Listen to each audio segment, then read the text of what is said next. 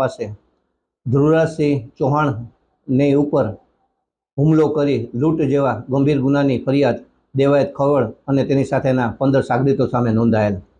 જે કામમાં પોલીસે જ્યારે આરોપીઓને નામદાર કોર્ટ નીચેની કોર્ટ સમક્ષ રજૂ કરેલ ત્યારે રિમાન્ડના હુકમમાં જ જામીન આપવા માટેનો આદેશ કરાયેલ, જેની સામે સરકાર પક્ષે અત્રેની સેશન્સ કોર્ટમાં રિવિઝન અરજી અને બેલ કેન્સલેશનની અરજીઓ દાખલ કરેલ।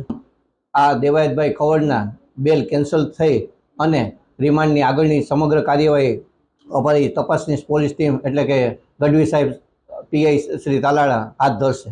સર, તો દેવાયતભાઈ ખવડના જામીન છે તે રદ થયા જણાય અને એની સાથેના જે સાથીઓ હતા એનું શું હવે પોલીસ શું આગળ કાર્યવાહી કરશે? આ છે એ તપાસનો વિષય છે અને કાનૂની કાર્યવાહી આગળની છે એ પોલીસે કરવાની હોય છે। જામીન રદ થયા છે અને તે રદ કરવામાં આવે તો વાંધો નથી તેવું એમના આરોપીઓના વકીલે કીધું છે, એટલે બેલ કેન્સલ થયા ગણી શકાય।